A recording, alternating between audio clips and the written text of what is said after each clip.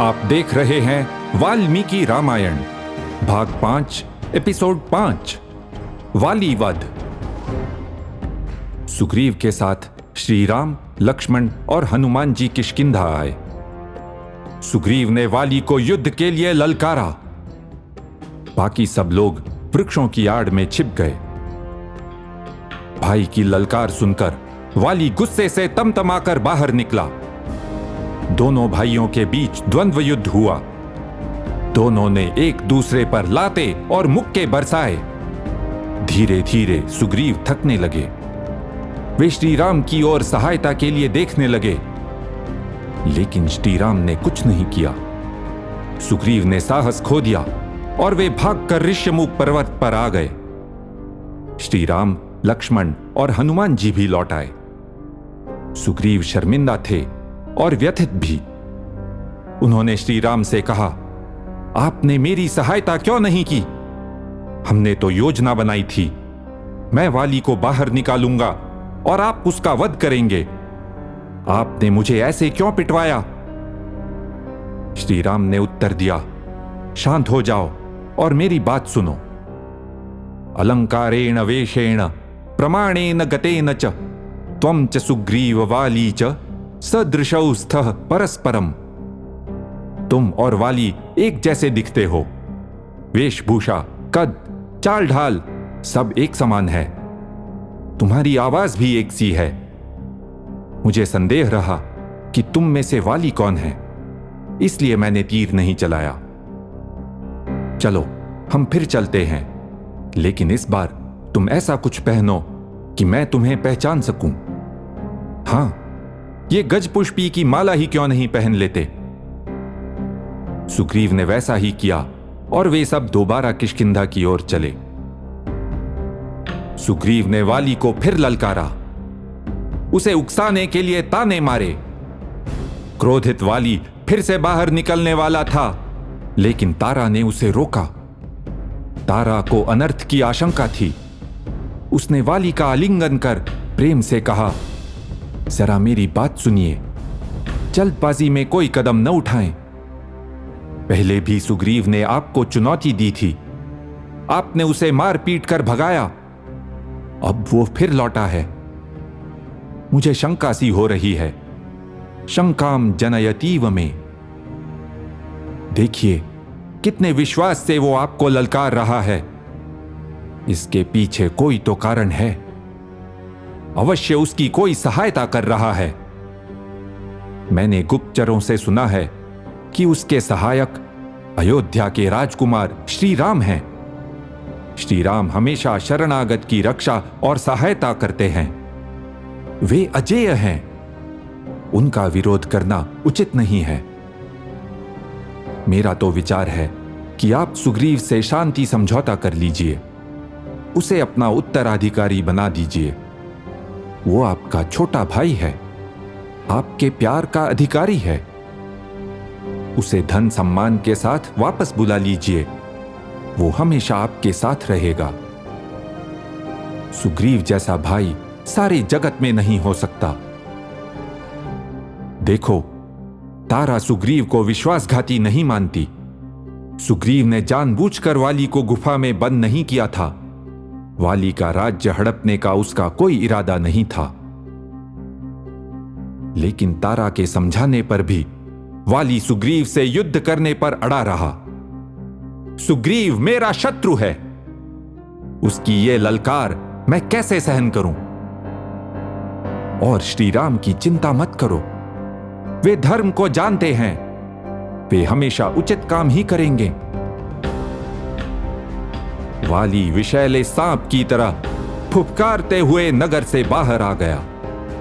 क्रुद्धो महासर्प इव श्वसन। उसने अपनी कमर कस ली और युद्ध के लिए तैयार हो गया। दोनों भाई मुट्ठियां बांधकर एक दूसरे के सामने आ गए। पहला वार वाली ने किया। उसने सुग्रीव को एक जोरदार मुक्का मार दिया। अभवत क्षोणितोद्गारी सापीड़ इव पर्वतः।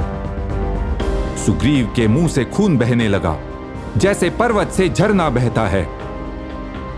मगर सुग्रीव ने जोर से उल्टा वार किया। साल का एक पेड़ उखाड़कर वाली पर दे मारा। यह आघात वाली को वज्र के समान लगा। गुरुभार भरा क्रांता नौह इव सागरे। वो लड़खड़ा गया जैसे कोई नाव अत्यधिक भार के कारण डगमगा जाए। दोनों भाई अधिक आक्रामक हो गए, लेकिन धीरे धीरे वाली को बढ़त मिलने लगी। सुग्रीव सहायता के लिए यहां वहां देखने लगा। इस समय श्री राम के मन में कोई संदेह नहीं था कि वाली कौन है। उन्होंने अपने धनुष पर तीर चढ़ाया और जोर से प्रत्यंचा खींचकर उसे चला दिया। तीर हवा को चीरता हुआ सीधा वाली के सीने में जा धंसा। वाली भूमि पर गिर पड़ा। श्री राम ऐसा कैसे कर सकते हैं?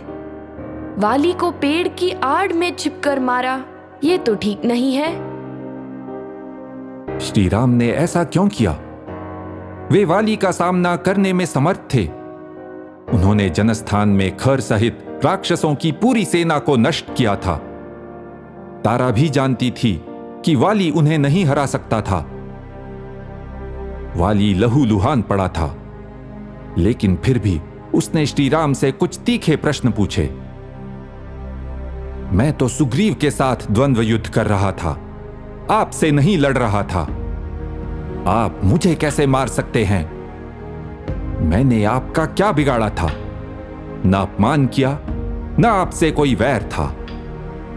मेरी कोई गलती न होते हुए भी आपने मुझे क्यों मारा?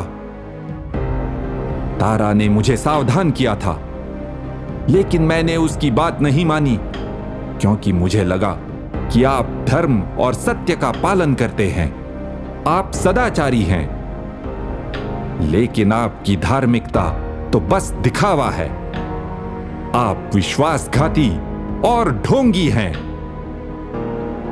अनेक चित्रों और शिल्पों में भी यह रोमांचक दृश्य दिखाया गया है। घायल वाली दूर से श्री राम को हैरानी से देखता है, मानो वो पूछ रहा हो, श्री राम, आपने ये कैसे कर दिया?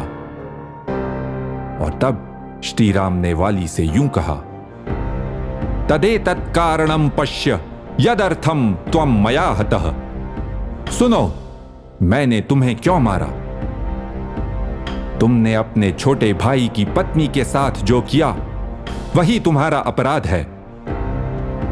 याद कीजिए, श्री राम ने पहले भी सुग्रीव से कहा था, जिस वाली ने तुम्हारी पत्नी का अपहरण किया है, मैं उसका वध कर दूंगा। श्री राम आगे वाली को बताते हैं, कोई भी पुरुष अपनी पुत्री, बहन और छोटे भाई की पत्नी के साथ शारीरिक संबंध नहीं रख सकता। छोटा भाई पुत्र समान होता है और उसकी पत्नी पुत्रवधू जैसी। सुग्रीव के जीवित रहते तुमने उसकी पत्नी रुमा के साथ रहकर धर्म का उल्लंघन किया है। इस अपराध के लिए मृत्युदंड होता है। यह भी श्री राम ने पूर्व काल के उदाहरण देकर बताया। श्री राम ने आगे कहा, इक्ष्वाकु राजा ये सुनिश्चित करते हैं कि पूरे विश्व में धर्म का उल्लंघन न हो। भरत हमारे राजा हैं। उनके प्रतिनिधि के रूप में मैंने तुम्हें धर्म का उल्लंघन करने के कारण दंड दिया है। संक्षेप में श्री राम बता रहे थे कि वाली एक अपराधी था और अपराधियों को द्वंद्व के लिए आमंत्रित नहीं किया जाता, उन्हें दंड दिया जाता है। सब सुनकर वाली ने उत्तर दिया, यत्त्वमात्थ तत्तथैव न संशयः। आपने जो कहा वो सर्वथा सत्य है, इसमें संदेह नहीं। न दोषम राघवे दध्यौ धर्मेऽधिगत निश्चयः। वाली समझ गया कि श्री राम का कोई दोष नहीं था। उन्होंने जो किया वो धर्म के अनुसार ही था। इति ह आस, ऐसा ही हुआ था।